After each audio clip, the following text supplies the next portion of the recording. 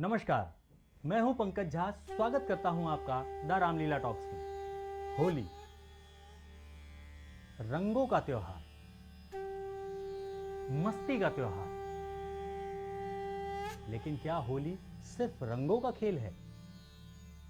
क्या आप जानते हैं कि इस उत्सव की जड़ें भक्ति, साहस और धर्म की विजय से छुपी हुई है। एक तरफ है भक्त प्रहलाद का अटूट विश्वास, श्रद्धा, और दूसरी तरफ है वृंदावन की राधा और कृष्ण की दिव्य होली।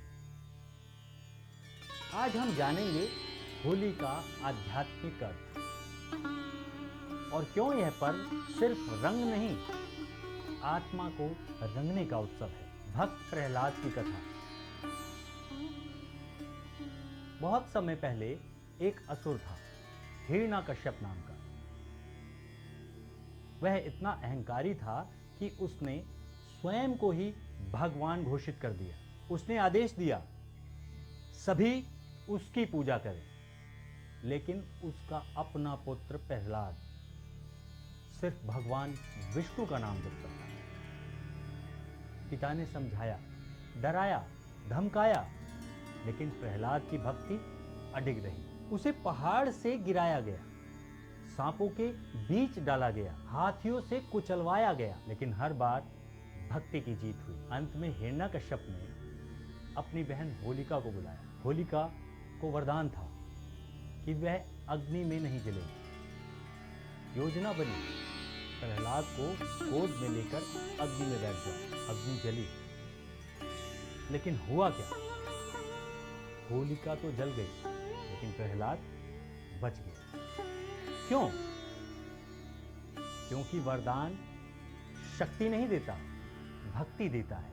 यही है होलिका दहन। यह सिर्फ लकड़ी जलाना नहीं, अहंकार को जलाना है। अब हम जानते हैं कि होली का अर्थ क्या है। हिरण्यकश्यप कौन है? वह हमारे भीतर का अहंकार है। होलिका कौन है?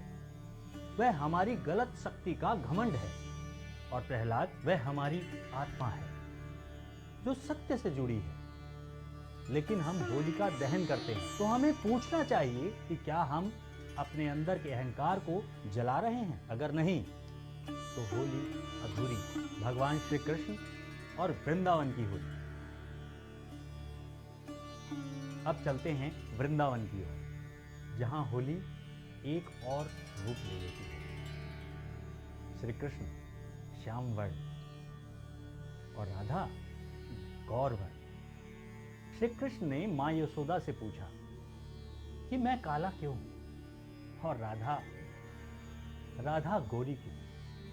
मां ने हंसकर कहा, जाकर राधा के चेहरे पर रंग लगाएं। यहीं से शुरू हुई रंगों की होली। लेकिन यह सिर्फ रंग नहीं था, यह था भेद मिटाने का संदेश। रंग क्या करता है? सबको एक रंग में रंग देता है। ना कोई ऊंच, ना कोई नीच, ना कोई भेदभाव। वृंदावन की होली आत्माओं का मिलन है।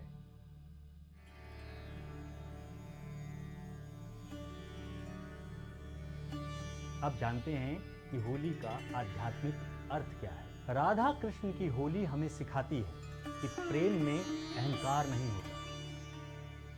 रंग चेहरे पर लगते हैं, लेकिन असर दिल पर होता है।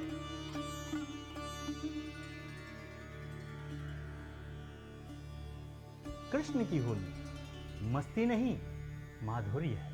भोग नहीं, भक्ति है। आज अगर होली में मर्यादा और सम्मान नहीं है तो वह कृष्ण की होली नहीं है। आज का आधुनिक समाज और होली, बात करेंगे इस पर।